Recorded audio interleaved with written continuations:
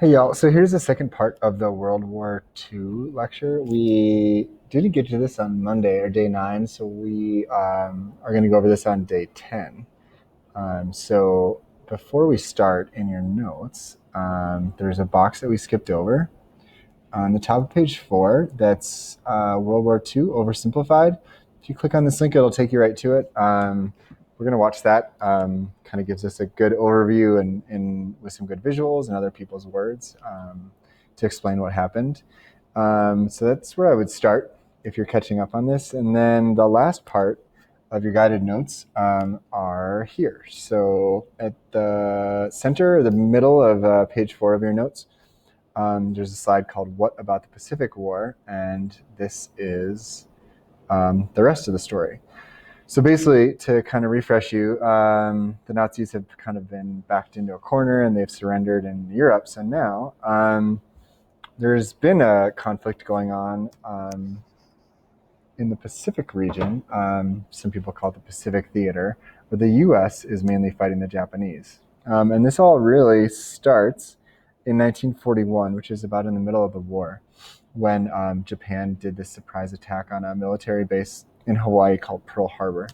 In a very short amount of time, they basically destroy the whole fleet of ships, and they kill about 2,000 soldiers. So here are some really crazy photos of the actual event. You can see right here. This is this straight edge right here is a dock, and then that's a giant ship that's capsizing right there. And there's these giant black clouds from all the fuel that's burning. If you've ever learned about this before, one of the tactics that the Japanese pilots use are these kamikaze um, bombings, or these like kind of suicide bombings, where they would just fly the plane right into the target. But they also just dropped bombs. There's kind of a misconception that it was all kamikaze style attacks, but you can see they're basically just trying to target any weapons of war, any ships that might be a threat to them. And if you get a chance to go to Hawaii, there's a memorial there that's managed by the National Park Service. It's above a sunken ship right there. You can see. So this is a quick map showing Pearl Harbor and then the Pacific Theater, they call it, and the fighting that happened in these 4 or 5 years of basically American forces trying to kind of take control of these islands and slowly moving their way to the mainland of Japan. You can kind of see Japan's controlling a lot of territory over here. Um, Iwo Jima was a very famous kind of battle. Basically, there's fighting and fighting and fighting, and basically the Japanese have been worn out, and the Americans are winning. But what happens is there's no surrender. So what happens is the Americans, President Roosevelt decides to drop an atomic bomb to force the hand of the Japanese emperor. And this is a very controversial decision because bombing a city of civilians is not legal. And the government kind of viewed it, the president kind of viewed it as kind of his final resort and a way to end a war that might go on for several more years. So you can see, I put the dates here, not because you need to know, but just to know that it happened. The first one happened, and then 3 days later, another happened. So you can see, I didn't put the death toll here, but it's tens of thousands of people. Each one is over 100,000 deaths, and it's really ugly and terrible. But about a week after the second bombing, these are just two major, not like giant cities, but two mid major size cities. After both of these bombings, the emperor finally issues this surrender, which is culturally very like taboo to surrender. These are some images just to show you like the amount of destruction before and after. These are an aerial view showing this river right here. Basically, just levels everything, and then you can kind of see this is more of a landscape shot of this church here that used to be amongst other buildings. So basically, there's kind of two waves of surrender.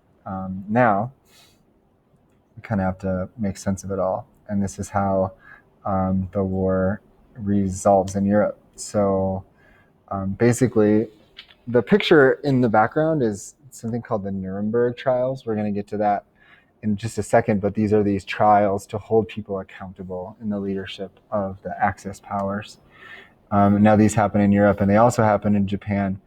One of the things that happens is the Allied powers basically divide Germany up between them and take control of the German territory. Also, these trials are held, like I mentioned, and a lot of people found guilty are executed and jailed. And this is interesting because it's never happened before in the history of the world. This didn't happen in World War One.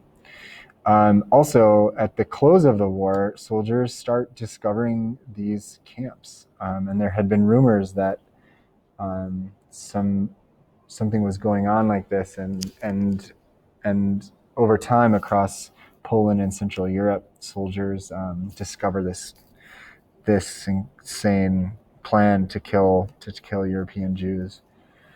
So in the end, I'm embarrassed that this is one slide because this could be an entire course, and it's very important, like all these events are. But in the end, for the purposes of our class, just we need to know the big ideas. In the end, there's over an estimated over 6 million Jews are killed, and another 5 million other people, including what the Nazis viewed to be misfits, so gypsies or people who were mentally sick or gay, and even just people who didn't fit the bill, like people like Polish nationals, and so it's a total of 11 million, and the world didn't even know what to make of this. The word genocide didn't really exist before this. And what we do is we categorize this as a genocide. So this is an intentional and purposeful extermination of a group of people. In other parts of the world, it could be your nationality or your ethnicity and or your race. And in this case, it's kind of a religious and a racial group of people, the Jews. I visited a few camps in Europe when I studied in college in Europe, and it's changed my life. It's incredible. It's really, really powerful thing to do if you ever get to Europe. So like I said earlier, the Allies split up Germany, and this is basically what they do. So each of these colors kind of shows like which part of Germany is controlled by who. So this is controlled by Great Britain. This is controlled by the Soviet Union, and the Americans get this section, and the French control this section over on France, the French border. And then you can see within this Soviet region, Berlin is the capital, and we kind of split the city of Berlin up. So if you've ever heard of the Berlin Wall, this is how it all starts. In the end, here's just some figures. The U.S. debt balloons, tenfold over the course of the war. In the end, the war costs $330 billion, and to compare that to something else, it's 10 times what was spent on World War One. And then I thought this was another interesting graphic just to show you the death toll. On your notes, there's nothing specific to write down here, but I think this pie chart is an interesting example to show how the majority of the deaths are on the Allied side, the blue, partially because, well, there's a lot of reasons, but the Nazis were pretty brazen in just bombing cities. But then also people died from like direct bombings, but also just from starvation and kind of being neglected by their governments, who were focused more on the fighting of the war than the care of their citizens. A lot of these countries, like Poland, that have a really big blue bar, and even Lithuania, these are areas with high concentrations of Jews. So this graph also takes into account civilian deaths from the Holocaust as well. And I think we'll end there. What we're going to continue on later, this is kind of the basics of the fighting and the war and the conflict and the politics. What we're going to do next is we're going to look at the changes that occurred in the United States during the war. There was tons of shifts from gender equality and shifts in perceptions of like segregation being more wrong, to economic shifts. So we're going to look into that later. This kind of wraps up your guided notes for World War II.